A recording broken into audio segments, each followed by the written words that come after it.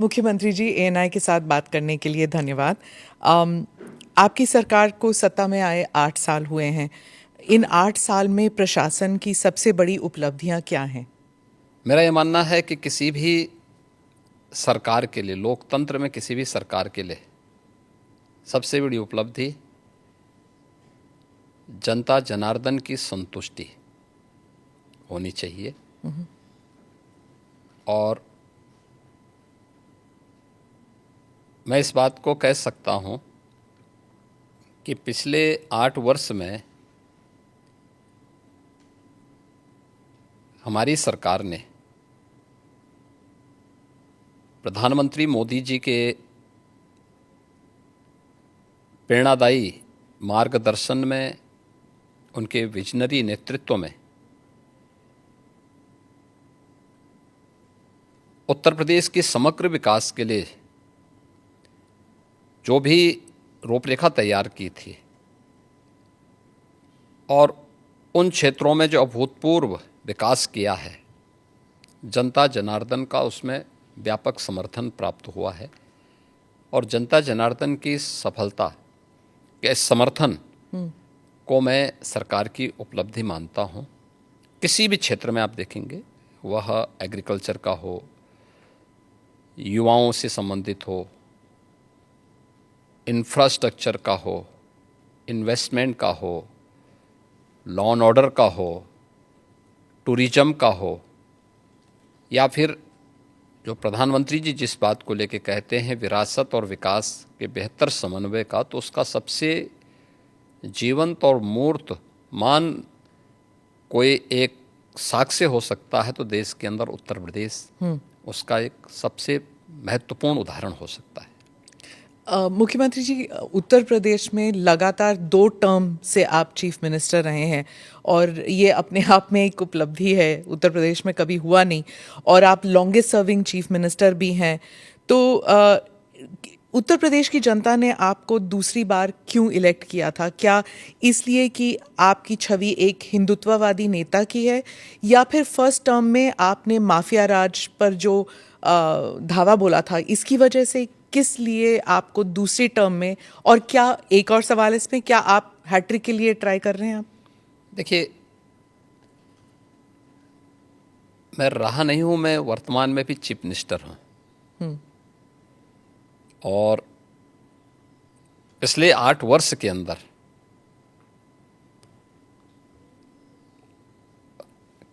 अपनी पार्टी के नेतृत्व के कारण, पार्टी के और सहयोगी दलों के सभी नेताओं के सहयोग के कारण, भारतीय जनता पार्टी के एक कार्यकर्ता और अन्य सहयोगी संगठनों के सहयोग से जनता जनार्दन का जो आशीर्वाद हमें प्राप्त हुआ है, तो ये हमारी सरकार को पहली बार यह अवसर मिला है कि आज़ादी के बाद कोई मुख्यमंत्री 5 वर्षों तक लगातार काम करे और फिर से वह 2/3 मेजॉरिटी के साथ गवर्नमेंट बना ले। ये फर्स्ट टाइम हुआ था और यह भी उपलब्धि हमारे साथ जुड़ी थी। और पिछले 8 वर्ष से तो हम यहाँ सेवा कर ही रहे हैं, तो सेवा, सुरक्षा और सुशासन का जो मॉडल हमारी पार्टी का था, उसको प्रभावी ढंग से उत्तर प्रदेश में लागू करने के कारण आज जनता जनार्दन का व्यापक आशीर्वाद भारतीय जनता पार्टी के साथ में है, हमारे साथ में है। और लोकतंत्र में जनता जनार्दन का आशीर्वाद जिसके साथ में होगा वह सरकार में आएगा। तो ये ट्रिपल एस, तो ट्रिपल टाइम सरकार, तो ट्रिपल एस तो उसी का उदाहरण है। तो फिर तीसरी बार के लिए भी आप कोशिश करेंगे? मैं कोशिश नहीं करूंगा, हमारी पार्टी कोशिश करेगी। पर चीफ मिनिस्टर तो आप ही बनेंगे ना? नहीं, मैं क्यों बन सकता हूँ? भारतीय जनता पार्टी का कोई भी कार्यकर्ता बन सकता है। अच्छा, क्योंकि ऐसी अटकलें लगाई जा रही थी, क्योंकि आपने कहा था कि जब आप पहले टर्म में आपको कुछ अफसर ने कहा था कि आप अयोध्या मत जाइए, विवाद हो सकता है, और आपने कहा कि अगर सत्ता चली भी जाए तो कोई बात नहीं। अब आपने ये 2-3 बारी कहा कि सत्ता चली जाएगी, त्याग देंगे। जब ऐसी बातें होती है तो फिर अटकलें लगाई जाती है कि शायद योगी जी दिल्ली की तरफ देख रहे हैं, या फिर दिल्ली से न्योता आया है? देखिए, ये उदाहरण उन प्रसंगों को लेकर के होते हैं जहाँ पे विरासत को आगे बढ़ाने का एक जज्बा सामने आता है। 2017 के पहले अयोध्या की क्या स्थिति थी, हर एक व्यक्ति जानता था। एक जद्दोजहद के साथ जब हम लोग उस समय अयोध्या की यात्रा करते थे तो बहुत सारे बैरियर हुआ करते थे, बुनियादी सुविधाओं का अभाव था और अयोध्या अपनी पहचान के लिए मोहताज थी। 2017 में भारतीय जनता पार्टी की डबल इंजन की सरकार उत्तर प्रदेश में बनी और उत्तर प्रदेश में सरकार बनने के बाद उन चुनौतियों से भी हमें का भी सामना करना था। जो आज़ादी के बाद से लगातार जिन भावनाओं को दबाया गया था वहाँ पे, साथ साथ अयोध्या का समग्र विकास भी करना था, लेकिन अयोध्या को उसकी पहचान भी देनी थी। और उसी में एक बड़ा तबका ऐसा था जो ये मानता था कि हमें इस प्रकार के मुद्दों को नहीं टच करना चाहिए क्योंकि ये विवाद हो सकता है। देखिए, आप सत्ता में रहेंगे तो आपके लिए अनुकूल वातावरण भी होगा, प्रतिकूल भी होगा। अनुकूल और प्रतिकूल के बीच में समन्वय बना करके जब हम आगे बढ़ते हैं तो ही कुछ परिणाम दे पाएंगे। और अयोध्या के साथ भी यही हुआ। हमने कहा भी ठीक है, विरोध होता है तो होने दीजिए, देखेंगे। अयोध्या जाएंगे, कोई एक कार्यक्रम का शुभारंभ करेंगे जो अयोध्या की पहचान बन सके। दीपावली तो अयोध्या से जुड़ी हुई थी, दीपोत्सव, और दीपावली के आयोजन को एकदम विस्मृत सा कर दिया गया था अयोध्या में ही।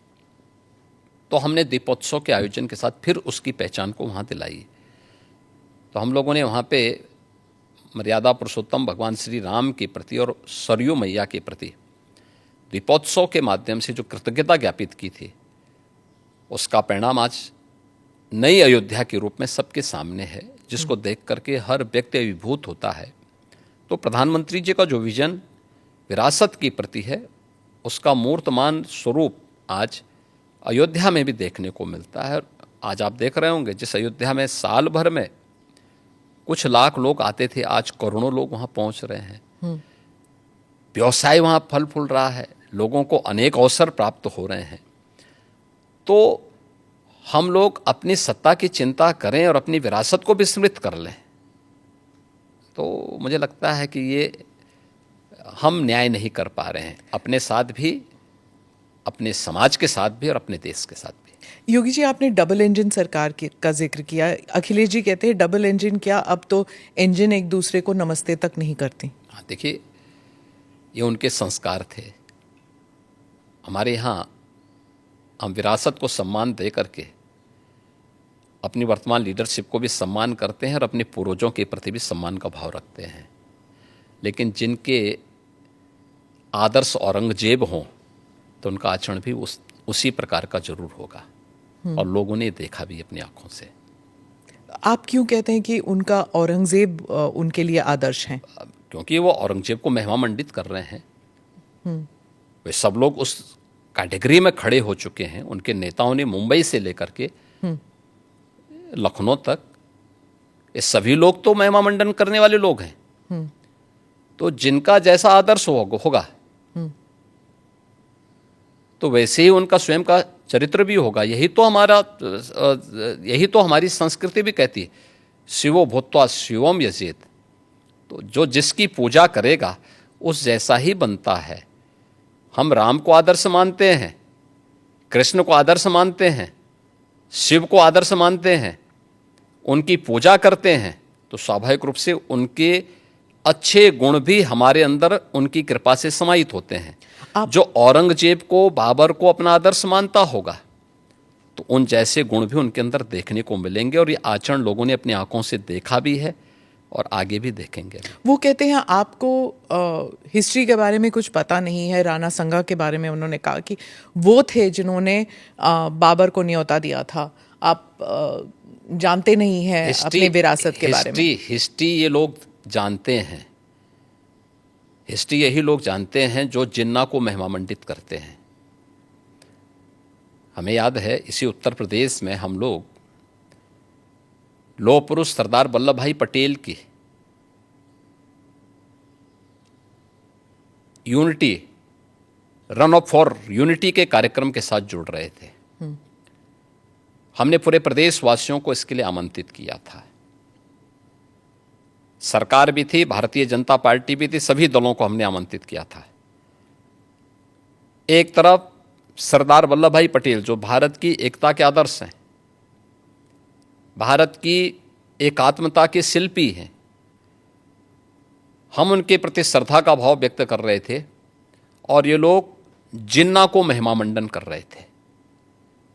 तो ये वही कैटेगरी है, ये वही ब्रीड है जो बाबर से लेकर के औरंगजेब तक और जिन्ना तक को महिमामंडन करते हैं। तो देश के प्रति इनके भाव क्या होंगे, भारत की विरासत के प्रति इनके भाव क्या होंगे, भारत के महापुरुषों के प्रति क्या इनके भाव क्या होंगे, ये अंदाज़ा इसी से लगाया जा सकता है। और ये लोग अवसरवादी भी हैं, इनको पलटी मारने में कोई देर नहीं लगेगी। भाई आज कर रहे हैं तो कहीं वोट लेना होगा, तो उनके कुछ नेताओं ने बयान देने शुरू किए हैं कि अब जो लॉस हो रहा है और जो कटघरे में खड़े हुए हैं, ठीक है, तो उसके बारे में इन्होंने कहना शुरू कर दिया, नहीं साहब ये तो जो है उन्होंने गलत बोला है और ये तो राष्ट्रीय महापुरुष थे, राष्ट्र नायक थे। राणा सांगा के इतिहास को अगर इन्होंने पढ़ा होता, वो महान योद्धा जिसके शरीर के घाव इस बात को बताते थे कि इन्होंने भारत की धर्म और संस्कृति को बचाने के लिए उस समय किस प्रकार के पराक्रम का परिचय दिया था। ये महाराणा प्रताप, महाराणा सांगा, छत्रपति शिवाजी महाराज और गुरु गोविंद सिंह के बारे में ये लोग बताएंगे। इतिहास के बारे में लोग क्या जानते हैं? जो औरंगजेब और बाबर की पूजा करते हो, जो जिन्ना को अपना आदर्श मानते हो, इन लोगों से इसकी उम्मीद नहीं की जा सकती है। और आप विधानसभा में आपका एक भाषण भी था, आपने कहा था कि अगर औरंगजेब का महिमा मंडल कर रहे हैं, वो जो नागपुर में जो कर रहे हैं, उनको यूपी आना चाहिए, हम उनका इलाज कर देंगे। इलाज कैसे करेंगे आप? उपचार तो देखिए, किसी भी बीमारी का उपचार के अलग अलग केंद्र होते हैं। तो यूपी ऐसे लोगों को बहुत अच्छा उपचार देता है। उनकी जैसी डिमांड होगी उस प्रकार का उपचार दे देंगे। महाराज, आपके राज्य में क्या मुसलमान सुरक्षित है?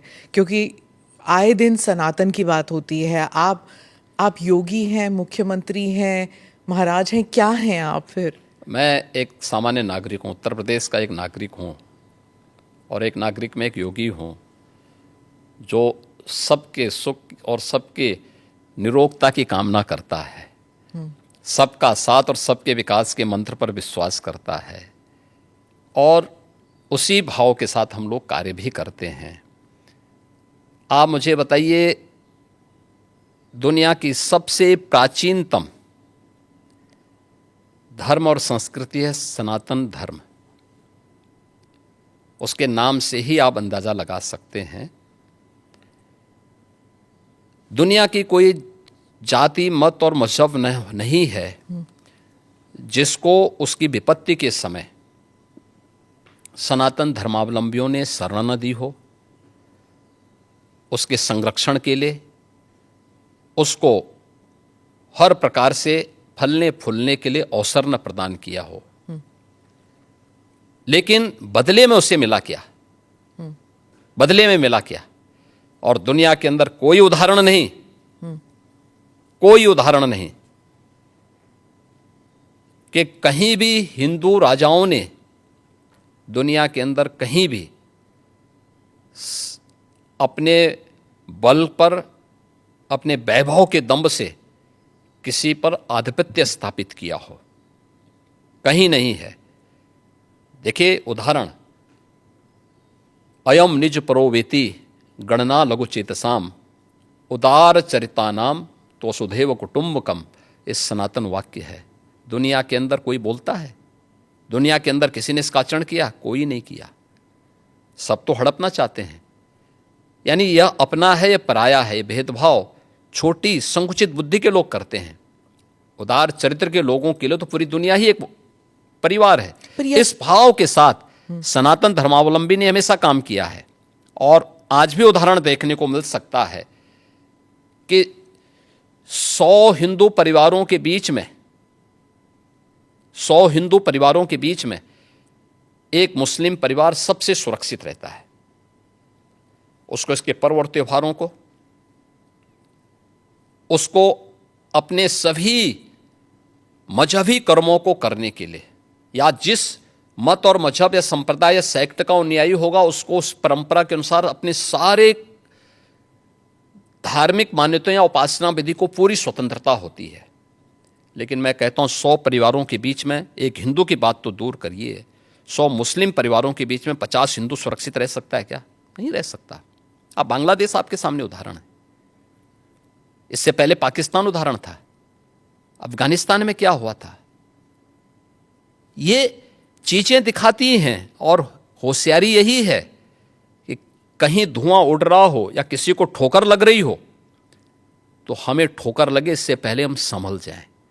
तो वही संभलने के लिए बोला जाता है। हम तो सबके बीच सबको समान भाव से देख रहे हैं। उत्तर प्रदेश में मुसलमान सबसे ज्यादा सुरक्षित है, सबसे ज्यादा सुरक्षित है। अगर हिंदू सुरक्षित है तो वह भी सुरक्षित है। अगर दंगे यहां यूपी में होते थे जो 2017 के पहले, अगर हिंदू की दुकान जलती थी तो मुसलमान की भी जलती थी, हिंदू का घर जलता था तो मुसलमान की भी जलती थी। और 17 के बाद से दंगे बंद हुए। अगर हिंदू सुरक्षित है तो मुसलमान भी सुरक्षित है। और दूसरा जो मैंने कहा कि इतिहास में कोई उदाहरण नहीं बता सकता कि अपने बल से, अपने वैभव से किसी हिंदू राजा ने किसी देश पर जबरन कब्जा किया हो, कभी नहीं। इतिहास इसका उदाहरण है, आप उठा के देख सकते हैं। भगवान राम लंका में गए और लंका में रावण पर विजय प्राप्त करके लक्ष्मण को वहां के वैभव को देख के थोड़ा मोहित हुए। भगवान राम ने कहा नहीं लक्ष्मण, उन्होंने उनको एक ही बात कही और मुझे लगता है कि आज की पीढ़ी के लिए बहुत प्रेरणादायी है जो उन्होंने उस समय कही थी। लक्ष्मण जी को जो प्रेरणा, जो निर्देश भगवान राम दे रहे हैं लंका के बारे में, अपि स्वर्णमयी लंका नमे लक्ष्मण रोचते जननी जन्म भूमिस्य स्वर्गादपि गरीयसी। कि लक्ष्मण, लंका भले ही सोने की क्यों न हो, लेकिन याद रखना ये मुझे रुचिकर नहीं लगती, मेरी रुचि का नहीं है। मेरा काम था माता सीता को दुरात्मा रावण से मुक्त करना, वो मैंने कर लिया है। अब हमें यहां से निकलना है, क्योंकि जिस माँ ने जन्म दिया है और जहां हमने जन्म लिया है उससे बढ़कर के दूसरा कोई भी, स्वर्ग से बढ़कर के उपभोग दूसरा हो ही नहीं सकता, इससे बढ़कर के उपभोग हो ही नहीं सकता है, चाहे वो स्वर्ग ही क्यों ना हो। और इसलिए हम यहाँ नहीं करेंगे। ये उदाहरण मैं इसलिए दे रहा हूँ जिसलिए जो सनातन धर्म पर प्रहार करते हैं उनकी आंखें खुलें, वो देखें। उदाहरण हमारे सामने पर्याप्त हैं और ऐसे अनेक उदाहरण आपको समय समय पर मिलेंगे। मुख्यमंत्री जी, आपने रोग हटाने की बात की, लेकिन कभी कभी ऐसा लगता है आप रोग ही हटाने की बात कर रहे हैं, क्योंकि जो बुलडोज़र चला है, आज नागपुर में चला है, यहाँ पर भी कोर्ट भी कहता है कि ये बुलडोज़र जस्टिस बंद होना चाहिए, लेकिन कोई बंद नहीं कर रहा। आज भी नागपुर में चला है, तो ये जब बुलडोज़र जस्टिस जब मना किया है फिर भी चल रहा है। देखो, जो न्याय मानते होंगे उनके लिए न्याय होता है। जो स्वयं न्याय को, कानून को अपने हाथों में लेते हैं तो बहुत बार कानून के दायरे में रह करके उनको सबक भी सिखाया जाता है। जो जैसे समझेगा उसको उसी भाषा में समझाना चाहिए। आप मुझे बताइए, कोई हिंसक बनकर के प्रहार करने के लिए आ जाए हमारे सामने और हम उसके सामने गिड़गिड़ाएं, ये नहीं। अगर वो हिंसक बन के आया तो उसको पहले उसकी हिंसा का प्रतिकार तो वहाँ पे करना पड़ेगा ना। आप कानून के दायरे की बात कर रहे हैं, फिर आपने कहा कि संभल पे आ रही हूँ मैं, आपने कहा कि संभल में 65 कुछ तीर्थ स्थल हैं, 64 और 18 की पहचान हो गई है। योगी जी अब बढ़ गए 54 तक पहुंच गई है। आप कितनी जगह खोदेंगे, कितने मस्जिद? जितने भी होंगे सब ढूंढेंगे, जितने भी होंगे सब ढूंढेंगे, सब निकालेंगे और दुनिया को बोलेंगे कि भगवान ने जिसको आंखें दी हैं वो आके देखो तो क्या हुआ था संभल में। देखिए, संभल एक सच्चाई है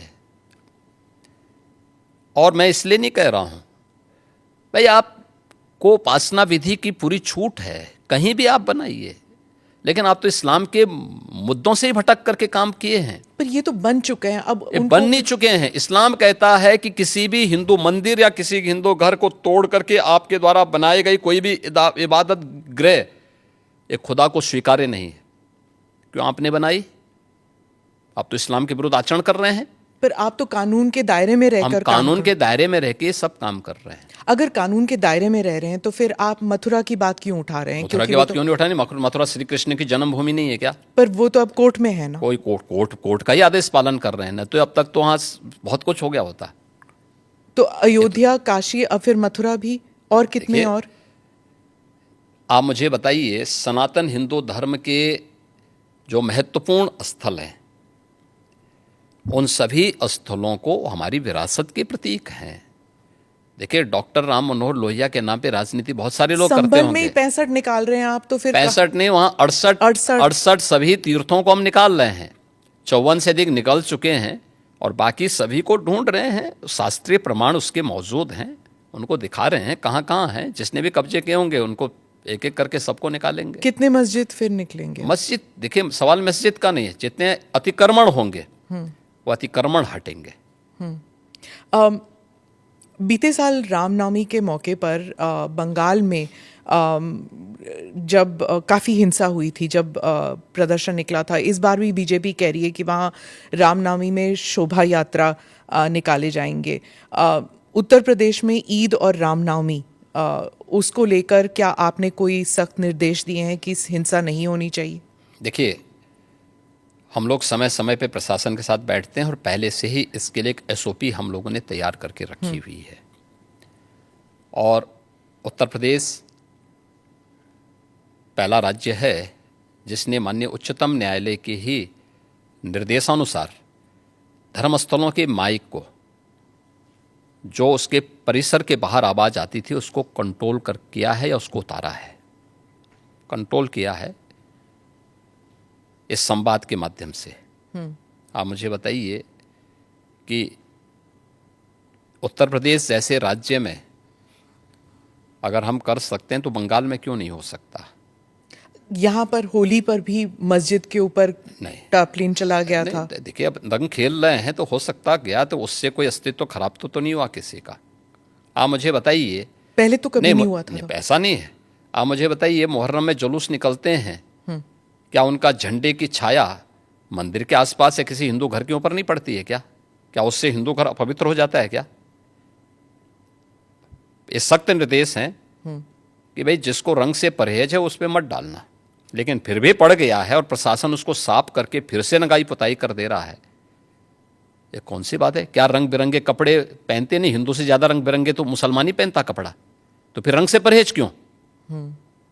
यानी तो दोहरा आचरण है। तो क्या रंग बिरंगी कपड़े पहने, लेकिन अगर रंग पड़ जाए तो हाय तौबा मचाते हैं? ये नहीं हो सकता है। ये दोहरा आचरण क्यों मचाते हो जी? अरे गले मिलो। बहुत सारे मुसलमानों ने रंग में होली खेली है।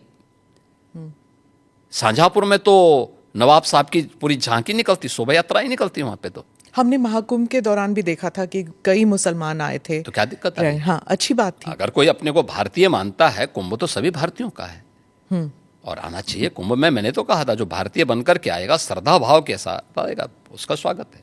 महाकुंभ लेकिन अगर कोई किसी नकारात्मक मानसिकता के साथ आता है तो स्वीकार्य नहीं।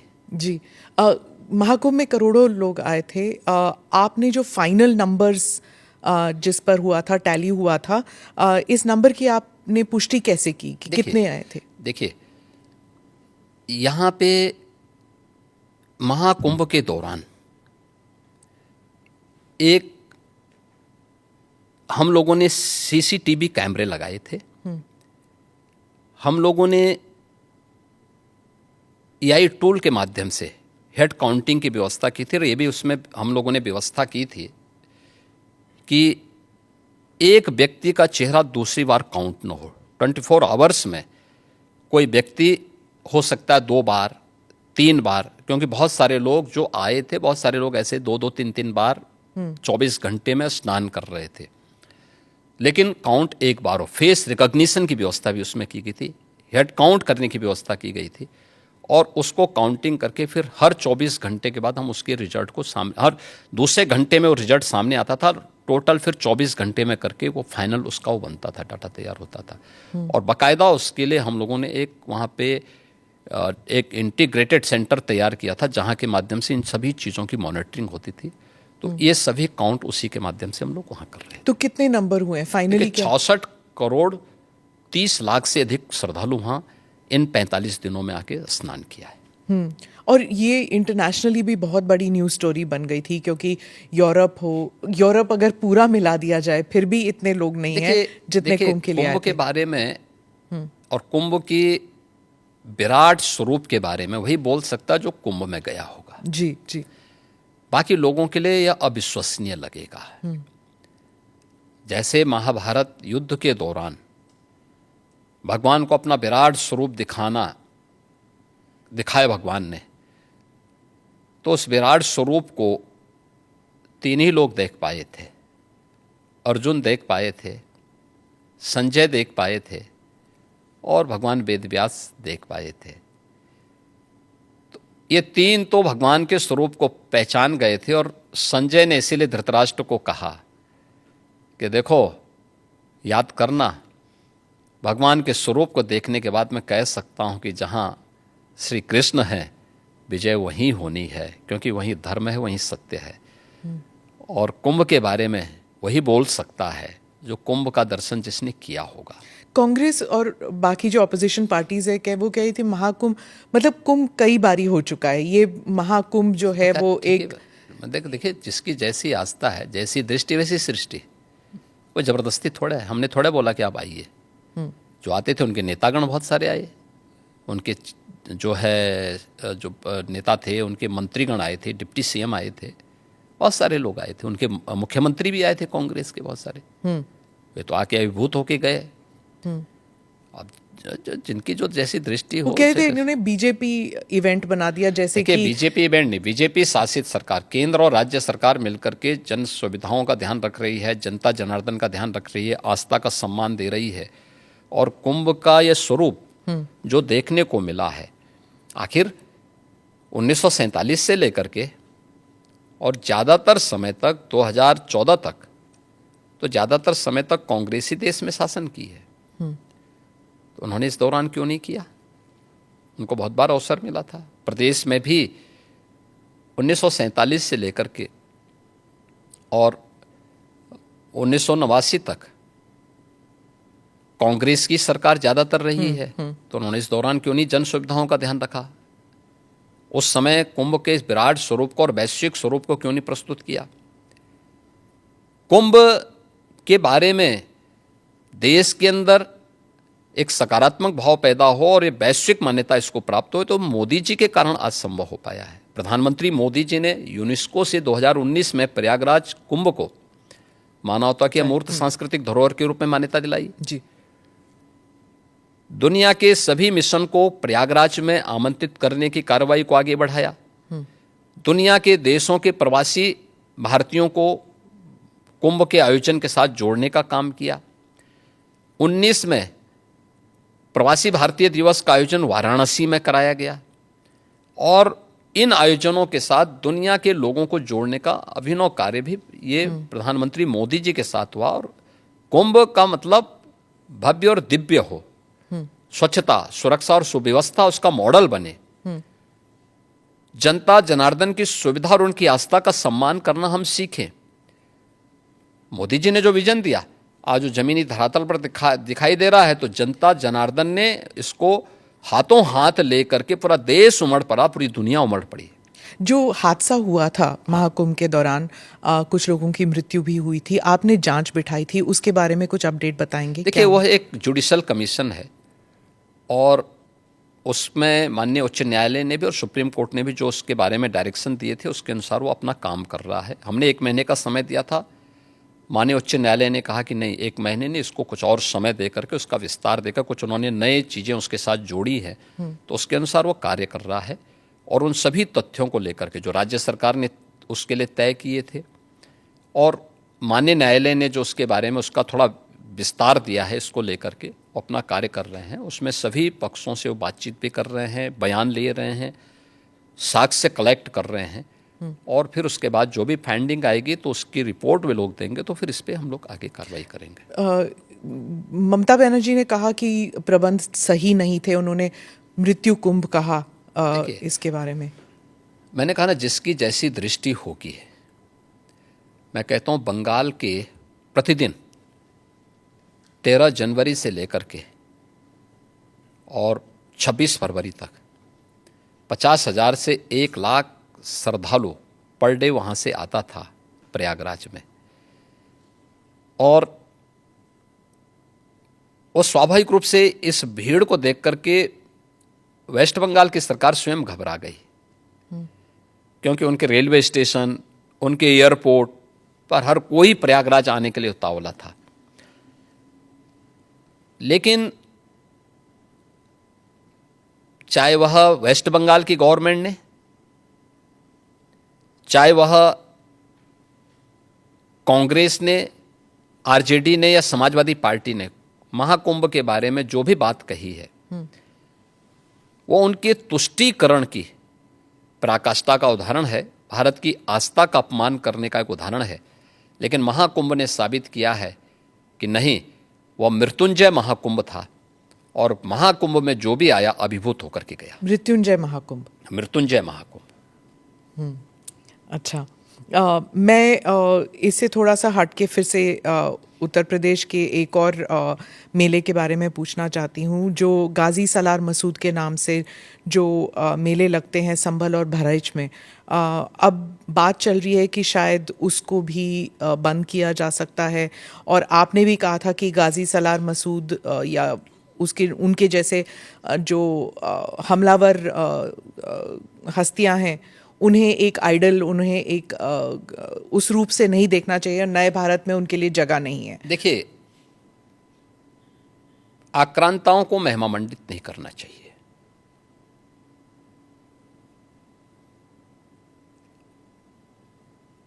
ये भी हमें मालूम होना चाहिए कि ये आक्रांता विदेशी थे।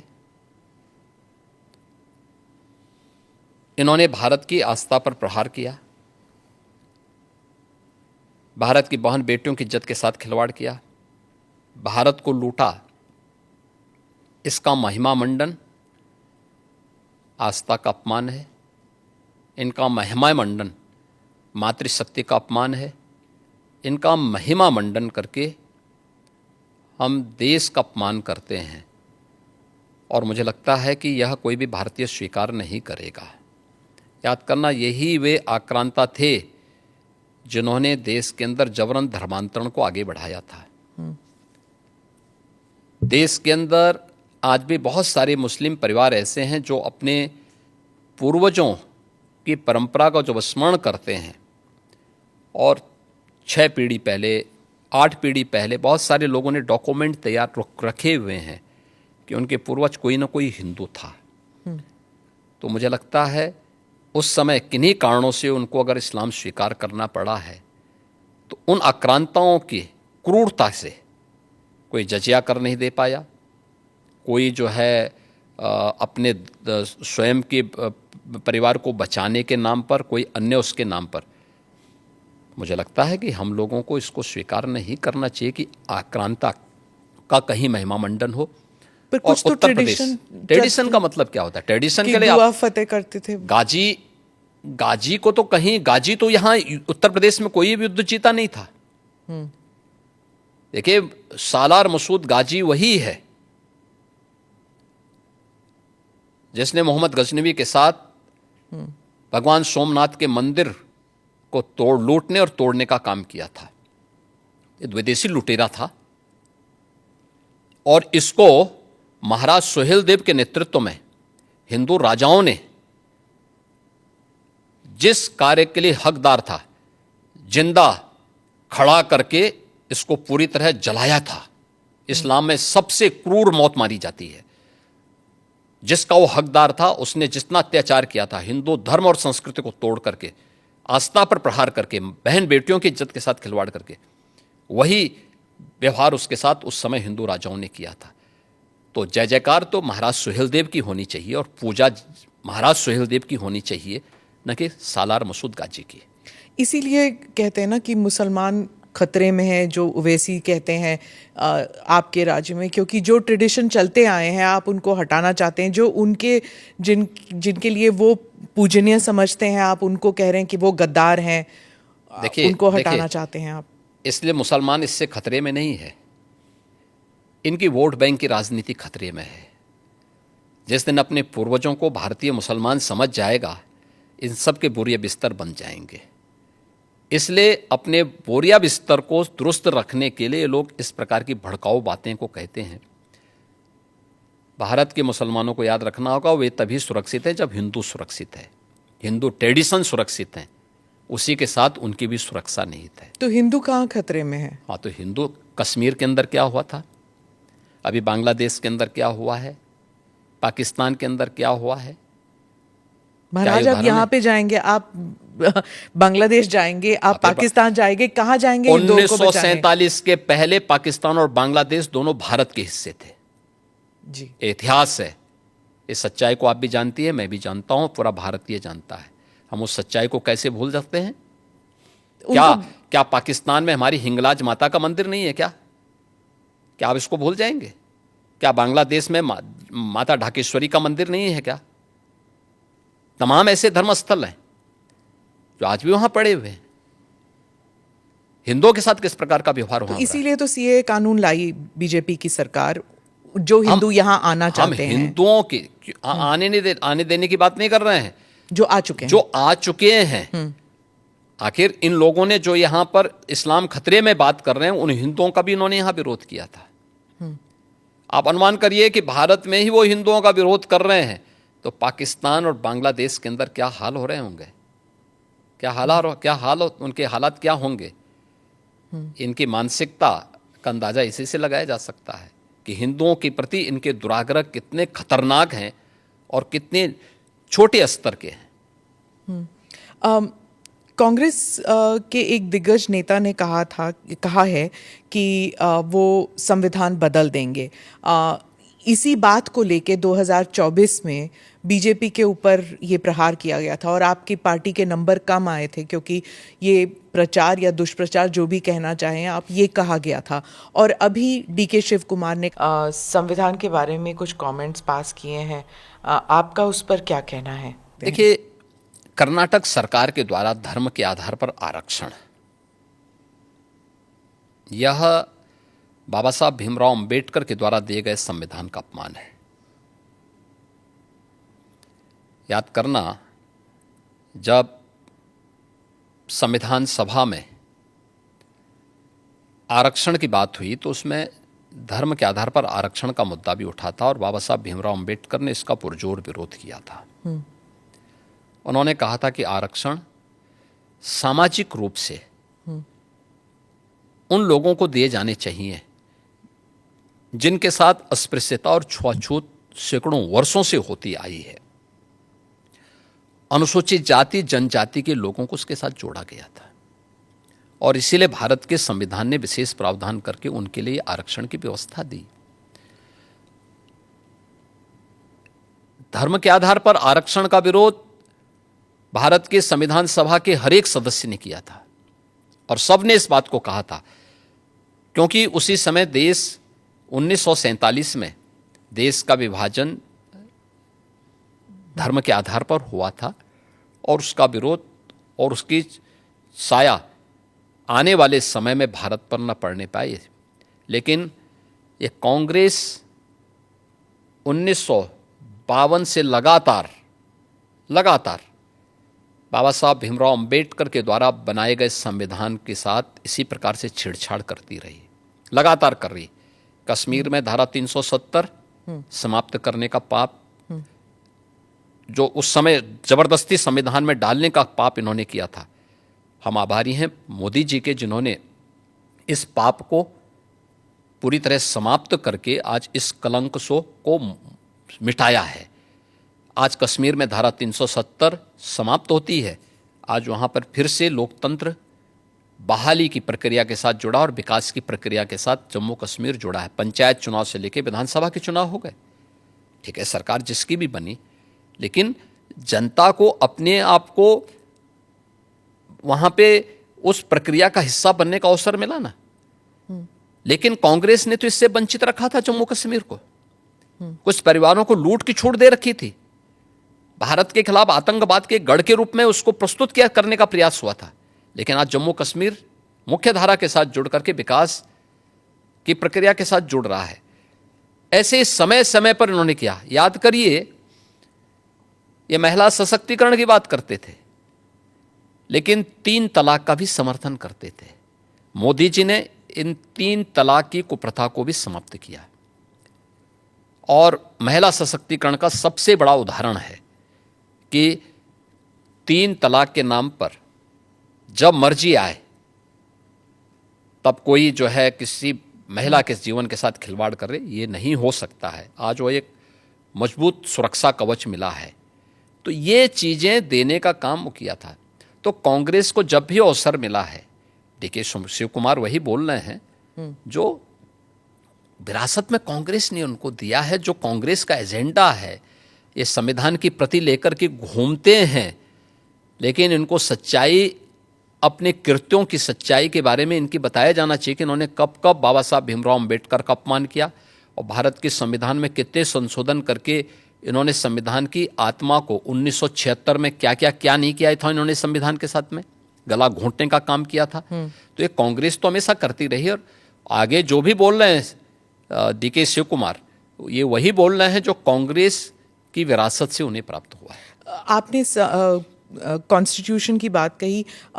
हाल ही में एक्चुअली कल ही हुआ था कि एक कॉमेडियन जो है महाराष्ट्र में, उन्होंने संविधान को दिखाया और कहा इस संविधान से मुझे अभिव्यक्ति की आज़ादी मिलती है, मैं कुछ भी कह सकता हूँ। अभिव्यक्ति की आज़ादी कानून के दायरे में, संवैधानिक मूल्यों के दायरे में होना चाहिए और उसी दायरे में अभिव्यक्ति की स्वतंत्रता है। आपके अभिव्यक्ति की स्वतंत्रता किसी दूसरे पर व्यक्तिगत प्रहार करने के लिए नहीं हो सकती है। दुर्भाग्य है कि कुछ लोगों ने देश का चीरहरण करना, विभाजन की खाई को और चौड़ी करने के लिए इस अभिव्यक्ति की स्वतंत्रता को अपना जन्मसिद्ध अधिकार मान लिया है। और मुझे लगता है ऐसे लोगों के खिलाफ जो समाज में विभेद पैदा करके सौहार्द को खतरे में डालने का कार्य कर रहे हैं, उनके साथ कानूनी तरीके से उनके साथ उसी प्रकार का व्यवहार भी होना चाहिए। महाराष्ट्र में ही कुछ महीने पहले एक स्लोगन उठा था, बटेंगे तो कटेंगे। वो भी ऐसे ही विभाजनकारी स्लोगन ही था। विभाजनकारी नहीं था। आप मुझे बताइए, यह देश गुलाम क्यों हुआ? क्योंकि जातियों में विभाजित था। अगर उनको जोड़ने की बात की जा रही है कि वे बंटो मत, अच्छे के बारे में सोचो, विकास के बारे में सोचो, विरासत के बारे में सोचो। ये उछला नहीं था। ये यूपी से मैंने ही कहा था कि बटेंगे तो कटेंगे, एक रहेंगे तो सेफ रहेंगे। तो ये बात यहाँ से हमने कही थी और मुझे लगता है कि चीज़ें आगे बढ़ी, लेकिन इसमें बुराई आगे बढ़ी। इलेक्शन जीत गए आप। नहीं, इलेक्शन हम उससे कारण नहीं जीते। इलेक्शन के बहुत सारे कारण होते हैं। एक नारा इलेक्शन जीतने का, कटने की बात जब होती है तो कैसे जुड़ने की बात? क्या बात करते हैं? क्यों नहीं जुड़ेंगे? जब कटने काटने की बात आप मुझे बताइए, इतिहास में करोड़ों हिंदू काटे नहीं गए क्या? तो फिर लाखों हिंदू कश्मीर में काटे नहीं गए क्या? काटे नहीं गए थे। तो इसीलिए हम उसको भूल क्यों जाते हैं? इतिहास वर्तमान का दर्पण होता है और भविष्य की कार्य योजना बनाने का एक माध्यम भी होता है। तो इसको खुरेद के इसलिए वर्तमान पीढ़ी भूल गई होगी तो उसको बताने का एक माध्यम है। अरे बताना पड़ेगा हमें, ये हमारा दायित्व भी है। पर ये खुरेदने से क्या दंगे वंगे नहीं होंगे? दंगे कैसे होंगे? फिर दंगाइयों का उपचार भी तो है। दंगों से वो डरेगा जो उन दंगाइयों के सामने घुटने टेक करके नाक रगड़ते हैं, उनको घुटनों के बल चलने के लिए हम मजबूर कर लेते हैं और ठीक भी करते हैं उनको। ये जो आपका जो दबंग स्टाइल है, नहीं, दबंग स्टाइल नहीं, ये हमारी शराफत का स्टाइल है। हाँ, आप ये कहते हैं, लेकिन अखिलेश जी और जो उत्तर प्रदेश के बाकी नेता हैं वो यही कहते हैं कि आप जो कह रहे हैं कि प्रशासन और लॉ एंड ऑर्डर जो कंट्रोल में है ये सिर्फ लीपापोती की जाती है। वो उनके सोशल मीडिया हैंडल पे रोज तो मुझे कहता हो लिस्ट आता है। मैं क्या कर रहा हूँ, आप मुझे बताइए 66 करोड़ लोग प्रयागराज में आए,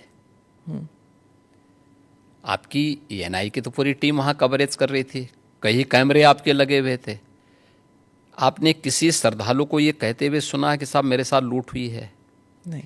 किसी बहन और बेटे को ये कहते हुए सुना कि उसके साथ छेड़खानी हुई है? कहीं पे किसी को ये कहते हुए, किसी व्यापारी को कहते हुए सुना गया कि उससे जबरन किसी ने पैसा मांगा है? किसी व्यक्ति को अपहरण की कोई शिकायत वहाँ आई क्या इन 45 दिनों में? आप मुझे बताइए, इससे बड़ा उदाहरण और क्या हो सकता है? भाई हमारी कितनी भी फोर्स रही होगी वहाँ पे, तो फोर्स तो एक सीमित संख्या में थी ना, 50,000 के आसपास हमारी फोर्स वहाँ पे थी। और प्रतिदिन 28, 29 और 30 इन 3 दिनों में 15 करोड़ श्रद्धालु आए थे।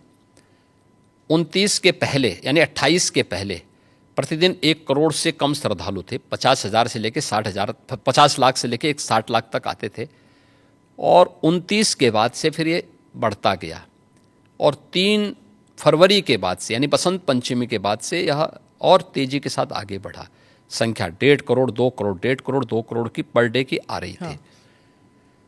लेकिन कहीं आप लोगों ने सुना? कोई बात नहीं थी। दूसरा, 25 करोड़ की आबादी का राज्य, अगर आपसी पहले से गुटबाजी नहीं है, पहले से वैमनस्यता नहीं है और कोई आपसी वो नहीं है, तो सामान्य रूप से कोई इस प्रकार की घटना को अंजाम नहीं दे सकता है। यह लिपापोती नहीं, ये वास्तविकता है। और ये उत्तर प्रदेश की बहन बेटियां इस बात को जब अभिव्यक्त करती हैं, हम लोग नहीं बोलते हैं, ये तो उत्तर प्रदेश की माताएं बहनें बोलती हैं, बेटियां बोलती हैं कि हम आज सुरक्षित हैं। नहीं तो 17 के पहले तो यहाँ पे स्कूली बालिकाएं बहुत सारी ऐसी थीं, ऐसे ऐसे कस्बे थे, ऐसे ऐसे जनपद थे जहाँ पर अभिभावक अपने बच्चों को या तो दूर के रिश्तेदार के पास या किसी हॉस्टल में दूर भेज देता था। आप मुझे बताइए, जब उस बेटी को माँ बाप का संरक्षण मिलना है बचपन में, तब वो दूर हॉस्टल में जा कर के पढ़ने के लिए मजबूर है। आज मुझे प्रसन्नता है कि डबल इंजन की भारतीय जनता पार्टी की सरकार के कारण वह बेटी अपने माँ बाप के संरक्षण में अपने घर से स्कूल जाती है और घर में वापस आती है। आज वो अपने को सुरक्षित महसूस करती है। और मैं तो एक बेटी से मिलने के लिए कैराना गया था। मैं जब उस परिवार में गया था 2015 में, उस परिवार के अभिभावक की हत्या हुई थी। वो एक व्यापारी परिवार था और जब उस परिवार से मिलने के लिए गया था, वह परिवार यहाँ से भाग करके सूरत चला गया था।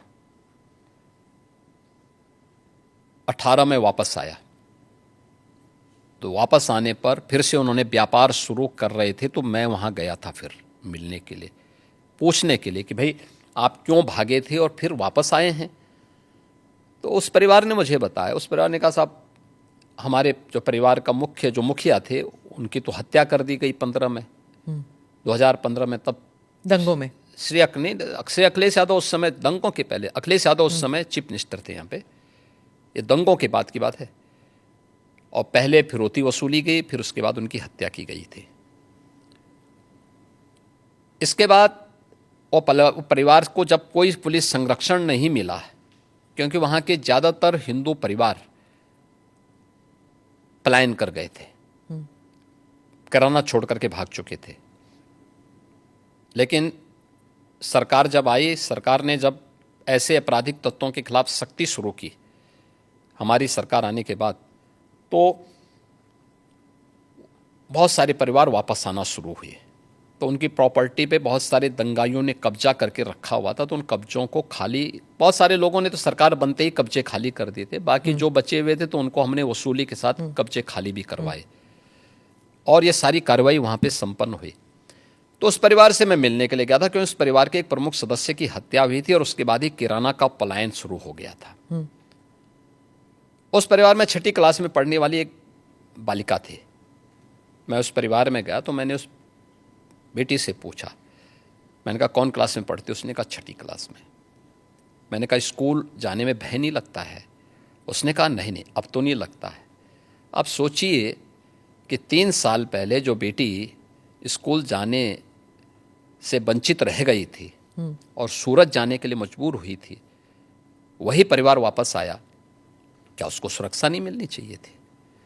आप कह रहे हैं कि दंगाइयों के खिलाफ कार्रवाई नहीं होनी चाहिए, तो फिर इन बेटियों की सुरक्षा कौन करेगा? इन व्यापारियों की सुरक्षा कौन करेगा? तो यही डंडा इन बेटियों की सुरक्षा करता है, इन व्यापारियों की सुरक्षा करता है, इन दंगाइयों को और इन अपराधियों और माफियाओं को ठिकाने भी लगाता है। और इसलिए इतनी सख्ती हमें करनी पड़ती है। और तब 25 करोड़ की जनता भारतीय जनता पार्टी के साथ समर्थन के साथ खड़ी होती है। आपने इस परिवार का जिक्र किया, मैंने आपका एक भाषण सुना था जिसमें आपने कहा था कि जो यूपी का युवा है छिपता था ये कहने से कि मैं यूपी का हूँ, क्योंकि उसको एक श्रमिक के रूप में देखा जाता था, एग्रीकल्चर लेबर या कंस्ट्रक्शन लेबरर।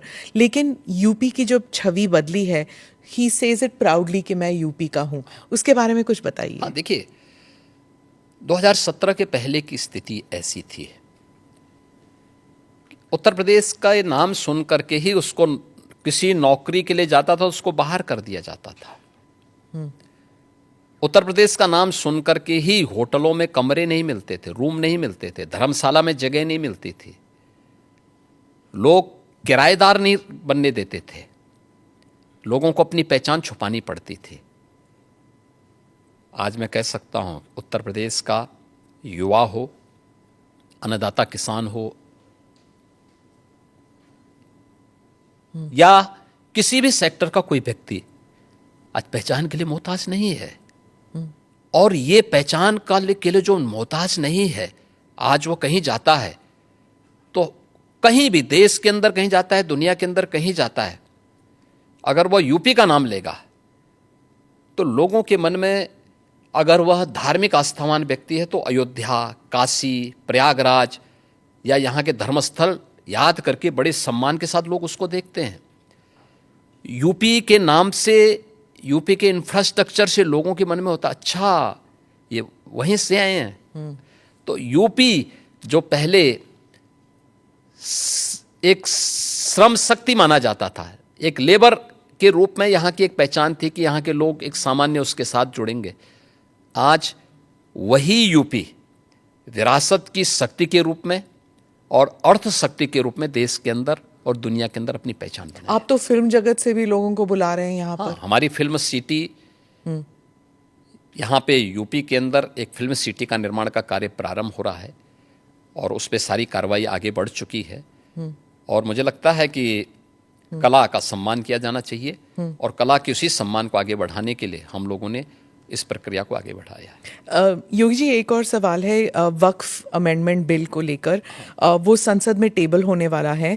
और आप क्या समझते हैं इसके बारे में? क्योंकि कुछ लोग मानते हैं, खासकर मैं फिर से ओवैसी साहब का ही नाम लूंगी, कि बीजेपी जो है वो इस बिल के नाम पर मस्जिदों पर कब्जा करना चाहती है और भारत के मुसलमान जो हैं अब खतरे में है क्योंकि इबादत की जगह नहीं मिलेगी उन्हें। देखिए, भाजपा मस्जिद में कब्जा करके क्या करेगी?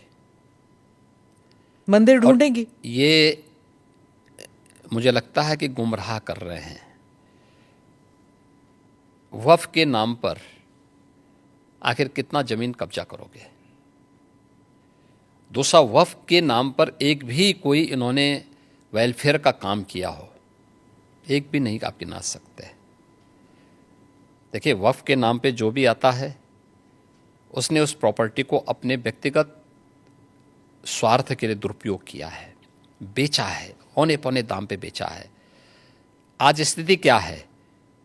एक एक प्रॉपर्टी के लिए कई कई लोगों को इन्होंने प्रॉपर्टी को बेचा है। उससे विवाद हो रहे हैं, उससे तमाम प्रकार के संकट आने वाले समय में होंगे। जो बसे हैं उनके लिए भी और जिन लोगों ने पैसा दिया है उनके लिए भी, क्योंकि पूंजी उन सब की डूब जाएगी। तो ये तो इससे बड़ी बेवकूफ़ बनाने वाली कोई बात ही नहीं हो सकती है। तो सर इन्होंने कोई भी संपत्ति देखी, देखिए सरकारों पर यही एक दबाव बना करके ब्लैकमेलिंग ये लोग करते थे। अलग अलग समय में इन्होंने वक्फ के नाम पर तमाम प्रकार के उल जलूल फैसले लिए हैं, खास तौर पर कि वक्फ जिस लैंड को कह देगी कि ये उनकी है, उनकी मान ली जाएगी। हम भौचक हैं जी, ये कौन सा आदेश है?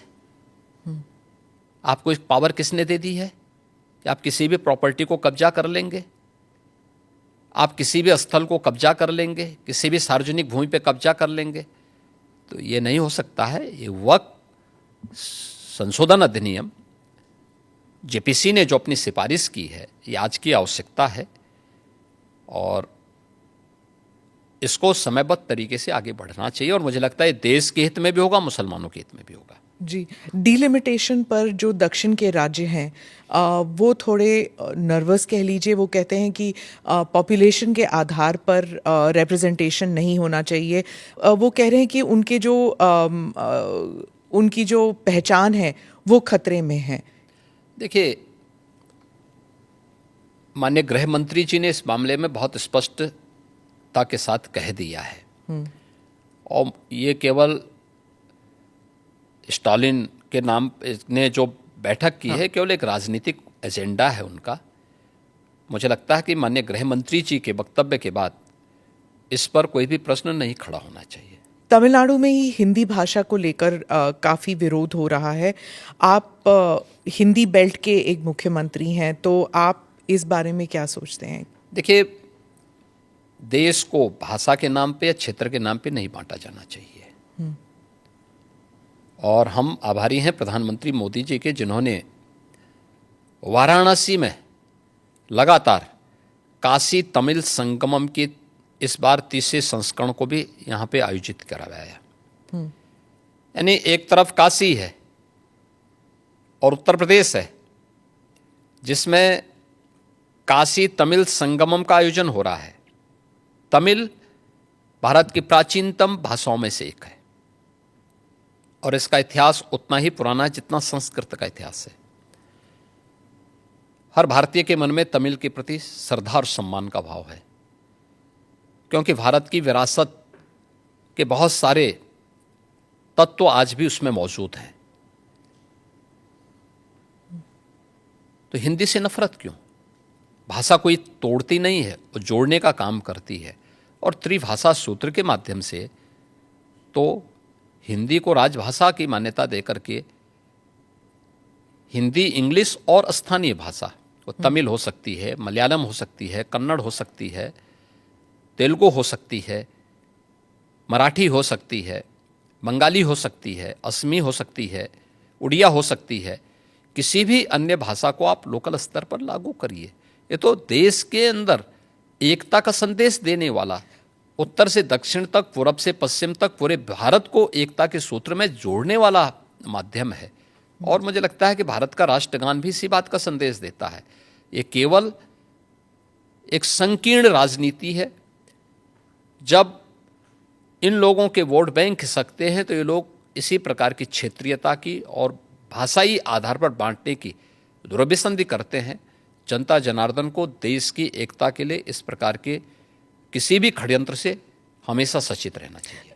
कर्नाटका में और तमिलनाडु में, खासकर इन दोनों राज्यों में कई लोगों का मानना है कि जब यूपी या बिहार के जो हिंदी स्पीकिंग स्टेट्स के लोग जाते हैं और वहाँ पर बसते हैं, 10-15 साल भी रहते हैं, पर वहाँ की स्थानीय भाषा नहीं बोलते, हिंदी ही बोलते हैं और ऑटो रिक्शा वालों के साथ या फिर किसी रेस्टोरेंट में हिंदी में ही बात करते हैं, स्थानीय भाषा में नहीं करते। लेकिन उन राज्य से जब लोग उत्तर प्रदेश आते हैं तो हिंदी बोल लेते हैं, हिंदी में ही बात करते हैं, क्योंकि कामकाज की जो भाषा है वो हिंदी है। तो क्या समस्या आ रही? मैं कहता हूँ कि हमें हर भाषा को सीखना चाहिए। हम तो यहाँ उत्तर प्रदेश के विश्वविद्यालयों में तमिल भी पढ़ा रहे हैं, तेलुगु भी पढ़ा रहे हैं, कन्नड़ भी पढ़ा रहे हैं, मलयालम भी पढ़ा रहे हैं और यही नहीं पढ़ा रहे हैं, हम लोग विदेशी भाषाओं को भी यहाँ पढ़ा रहे हैं यहाँ के विश्वविद्यालयों में। ये तो नेशनल एजुकेशन पॉलिसी में भी ये सारे प्रावधान किए गए हैं। तो अगर हम यहाँ तमिल पढ़ा सकते हैं, तेलुगु पढ़ा सकते हैं, मलयालम और कन्नड़ पढ़ा सकते हैं, मराठी पढ़ा सकते हैं। कल ही मैं बिठूर में गया था, नाना राव पेशवा की पावन जयंती कार्यक्रम के साथ जुड़ने के लिए गया था। बिठूर महोत्सव के साथ हमने भारत के 1857 के प्रथम स्वतंत्र समर के इस महानायक के सम्मान के साथ बिठूर महोत्सव को जोड़ा था। नानाराव पेशवा के ही महल में बचपन में महारानी लक्ष्मीबाई ने तीरंदाजी भी सीखी थी, युद्ध कला सीखी थी, और वहीं से उन्होंने युद्ध के सारे गुण सीखने के बाद फिर 1857 में अंग्रेजों को परास्त किया था। अगर हम इन सभी भाषाओं को उत्तर प्रदेश के विश्वविद्यालयों में पढ़ा सकते हैं, तो तमिलनाडु के विश्वविद्यालय में भी अगर हिंदी पढ़ा दी जाए, क्या बुरा है? मुझे लगता है कि हमें थोड़ा विराट स्वरूप रखना चाहिए देश के लिए। कुछ क्षण तो देश के लिए निकालो। चंद्रबाबू नायडू ने भी यही कहा कि जितनी भाषाएं सीखना चाहते हैं आप सीखना चाहिए। अच्छी बात की, हम अभिनंदन करते हैं जी। मैंने 2024 के बाद चुनावों के बाद और जितने अधिक भाषा सीखेंगे उतने अधिक रोजगार के अवसर भी खुलेंगे। जी, हैदराबाद के लिए उन्होंने वही किया था अपने पिछले टर्म में। अच्छी बात है, और इसीलिए हैदराबाद आज एक हब बना है। 2024 के चुनावों के बाद मैंने आपसे कोई इंटरव्यू नहीं किया, इसलिए उसके बारे में भी एक दो सवाल। 2024 में क्या गलत हुआ, और 10 महीने के बाद मिल्कीपुर में आप इलेक्शन जीत जाते हैं, तो क्या बदलाव आया उसमें? देखिए, 2024 के बारे में आपने शुरुआत में ही बता दी थी ना। हाँ, संविधान का कांग्रेस और विपक्षी दलों ने जो दुष्प्रचार किया था, और ये दुष्प्रचार ही नहीं किया था, विदेशी पैसे भी इसमें इन्वॉल्व थे। जॉर्ज सोरोस ने तो बहुत पहले इसकी घोषणा कर दी थी। पर इसकी कोई पुष्टि तो हुई नहीं। पुष्टि हुई है, अभी धीरे धीरे करके आगे बढ़ने दीजिए, बहुत सारे तथ्य सामने आएंगे। व्यापक पैमाने पे दुष्प्रचार का माध्यम, एनजीओ के माध्यम से इन्होंने गांव-गांव में, सोशल मीडिया प्लेटफॉर्म के माध्यम से, डिजिटल मीडिया के माध्यम से दुष्प्रचार किया कि संविधान बदल देंगे, मोदी जी आएंगे तो नया संविधान ला देंगे, तमाम प्रकार की इन्होंने जो बातें कही। दूसरा, सोरोस के पैसे यूपी में भी लगे थे। मैं कह रहा हूं पूरे देश में विदेशी पैसा इन्वॉल्व था लोकसभा चुनाव के दौरान, जिसमें कांग्रेस और उसके सहयोगी दलों ने, जो भी इंडी गठबंधन से जुड़े हुए दल थे, ये लोग धड़ल्ले से उसके लिए डायरेक्ट इनडायरेक्ट उसमें लिप्त थे, और उसी के माध्यम से इन्होंने पूरे चुनाव को प्रभावित करने का प्रयास किया था। यह कृत्य देशद्रोह की श्रेणी में आता है। एक विदेशी ताकत से आप पैसा लेकर के देश के चुनाव को प्रभावित कर रहे हैं। एक दूसरा है कि उस दौरान इन्होंने तमाम प्रकार की बात की थी, खटाखट हर एक महिला के खाते में इतना पैसा आएगा। क्या हुआ? कांग्रेस शासित राज्यों में तो कहीं भी नहीं आया। इन्होंने कर्नाटक हो या हिमाचल हो जो घोषणा की थी, आज तक किसी को पूरा भी नहीं कर पाए। पंजाब में भी कहीं नहीं कर पाए। ये तो इनका आचरण है। दूसरा, हमें कहना चाहते हैं कि भारत के संविधान का जितना सम्मान मोदी जी ने किया, नई संसद में बाबा साहब भीमराव अंबेडकर के द्वारा बनाए गए संविधान की मूल प्रति को अपने सिर में ले जाकर के और वहाँ पे सम्मान के साथ स्थापित करने का कार्य हो। बाबा साहब भीमराव अंबेडकर भारत के संविधान के शिल्पी हैं। संविधान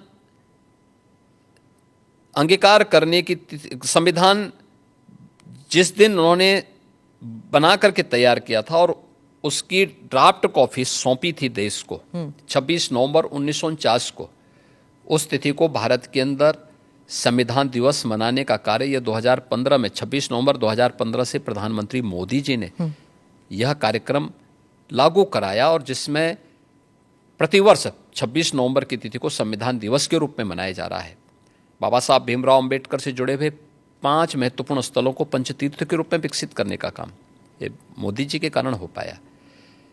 तो इन्होंने कितना दुष्प्रचार किया था उस समय, और आज जब सच्चाई सामने आई देश के लोगों ने कि नहीं ये तो कांग्रेस का दुष्प्रचार था और विदेशी पैसे किस रूप में इन्वॉल्व हुए थे, तो आज देश की जनता फिर से अब इनको सबक सिखा रही है। हरियाणा, महाराष्ट्र और दिल्ली, अभी ये 3 चुनाव में परिणाम सामने आए और यूपी में भी 10 उपचुनाव हुए थे। 10 में से 8 भारतीय जनता पार्टी जीती थी, और ये सभी, चाहे वो मिल्कीपुर हो, कटेहरी रही हो, कुंदरकी रही हो, ये सभी समाजवादी पार्टी की सीट्स थी, और वहाँ से बीजेपी उनको बहुत थम्बिंग मेजोरिटी से जीती है। कुंदरकी में हमारा प्रत्याशी जीता है 1,45,000 से, कटेहरी में हम जीते हैं 38,000 से, और अभी मिल्कीपुर में हमारा प्रत्याशी जीता है 62,000 वोट से। तो ये चीज़ें दिखती हैं कि जनता जनार्दन झूठ को बहुत दिनों तक बर्दाश्त नहीं करती। पर ये भी कहा जाता है कि उम्मीदवारों का जो चयन हुआ था 2024 में और फिर अब जो बाई इलेक्शंस हुए थे उसमें भी फर्क आया था। देखिए, उस समय कांग्रेस और उसके सहयोगी दलों का दुष्प्रचार ज़्यादा वो था, और उन लोगों ने हर एक प्लेटफॉर्म का दुरुपयोग किया था। लेकिन जब कैंडिडेट लिस्ट होता है और सभी की सहमति से आगे बढ़ता है। एक और बात चली थी उस वक्त कि आरएसएस ने इतना प्रचार नहीं किया 2024 में, लेकिन महाराष्ट्र में, हरियाणा में, दिल्ली में वो ग्राउंड पर उतरे थे और उन्होंने प्रचार किया था। क्या आरएसएस के साथ कोई मतभेद था उस वक्त? देखिए, राष्ट्रीय स्वयंसेवक संघ भारत के अंदर एक अभिभावक के रूप में कार्य करने वाला एक ऐसा स्वयंसेवी संगठन है जो दुनिया के अंदर किसी देश में नहीं है, और दुनिया का सबसे बड़ा स्वयंसेवी संगठन है। राष्ट्रीय स्वयंसेवक संघ राजनीतिक गतिविधियों में भाग नहीं लेता है, अपने केवल सामाजिक कार्यों के प्रति जन जागरण के अभियान के साथ जुड़ता है। राष्ट्रीय स्वयंसेवक संघ एक आम जनमानस को उनके मुद्दों के साथ, उनकी मातृभूमि के साथ जोड़ने का काम करता है। राजनीतिक गतिविधियों में राष्ट्रीय स्वयंसेवक संघ का कोई भी हस्तक्षेप नहीं होता है। राहुल गांधी हर राज्य में जाके यही कह रहे हैं कि राष्ट्रीय स्वयंसेवक संघ सभी भारतीयों को एक जैकेट में, एक विचार, एक सोच, एक एजुकेशन, एक किस्म से to go forward in life, एक ही रूल है, एक ही एग्जाम्पल है, और भारत में ये नहीं चलेगा। भारत में डाइवर्सिटी बहुत है। क्या एक भारत और श्रेष्ठ भारत नहीं बनना चाहिए? तो अलग अलग तरीके होते हैं, अलग अलग रास्ते होते हैं। कौन से रास्ते होते हैं उनसे पूछना चाहिए ना। तो क्या कर रहे थे 6 दशक तक? पूछे ना अपने नाना से भी और अपने दादी से भी, अपने पिताश्री से भी। क्यों नहीं पूछा इन्होंने? क्यों नहीं उन्होंने उस समय किया जो काम पिछले 10.5 वर्ष के अंदर मोदी जी ने करके दिखाया है, जिसमें पूरे भारत की स्वीकृति है, पूरा भारत का व्यापक जन समर्थन मोदी जी को प्राप्त हो रहा है। ये काम क्यों नहीं कांग्रेस ने कर लिया? अयोध्या के विवाद को तो हमेशा ही विवादी बने रहने देना चाहते थे। काशी की संकरी गलियों में गांधी जी के नाम पे जिंदगी भर राजनीति कर रहे हैं, लेकिन 1916 में काशी की संकरी गलियों को लेकर के गांधी जी ने टिप्पणी की थी काशी में, और बहुत कड़ी टिप्पणी की थी। क्यों नहीं उन्होंने राष्ट्रपिता महात्मा गांधी के उस सपने को साकार किया? वो मोदी जी ने ही साकार किया है। क्यों नहीं 3 तलाक की कुप्रथा को कांग्रेस ने समाप्त किया?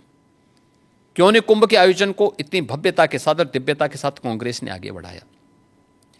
क्यों नहीं देश के अंदर इंफ्रास्ट्रक्चर के वर्ल्ड क्लास मॉडल को कांग्रेस देने में क्यों विफल रही है?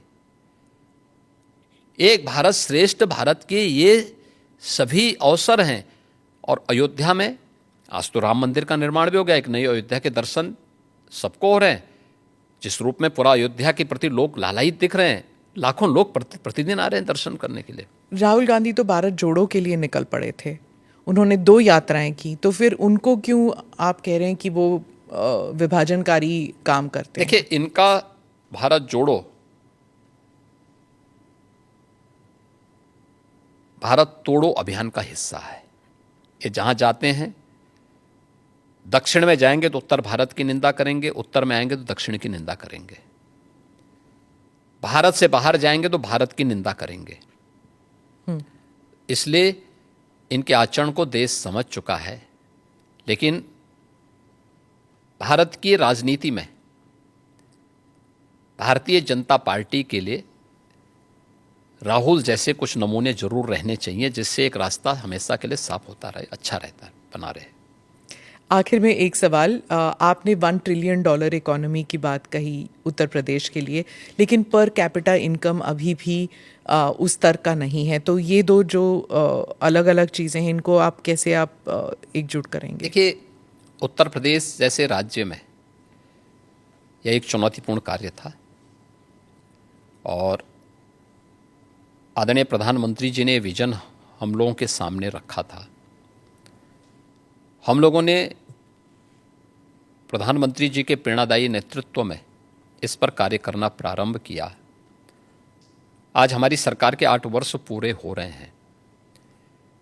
इसमें से 3 वर्ष के दौरान तो कोविड महामारी के साथ जूझते हुए हमारे व्यतीत हुए, लेकिन उस सब के बावजूद डबल इंजन की भारतीय जनता पार्टी की सरकार ने पिछले 8 वर्ष में, अगर जो तथ्य हैं, जो आंकड़े हैं, वह मैं आपके सामने रखता हूं,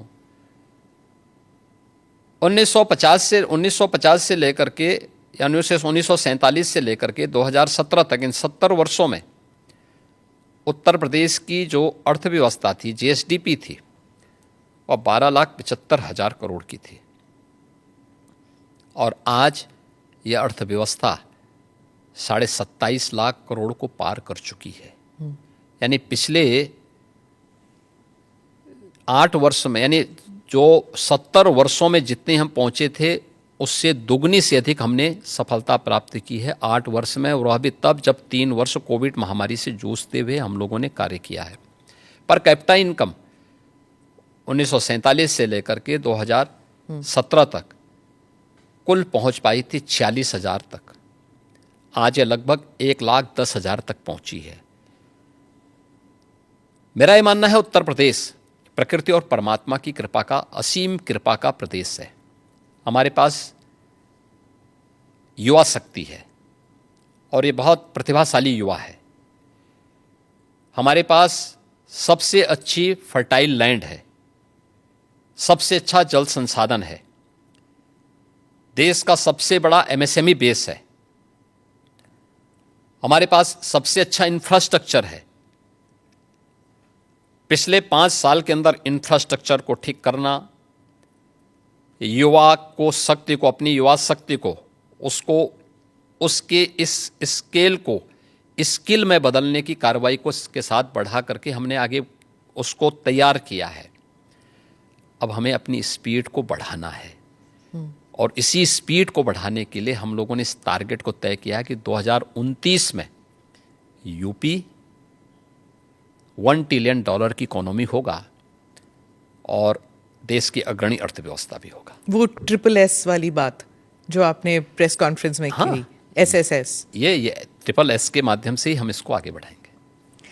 आपको हमारी शुभकामनाएं। ANI के साथ बात करने के लिए धन्यवाद। धन्यवाद, आपको बहुत बहुत धन्यवाद।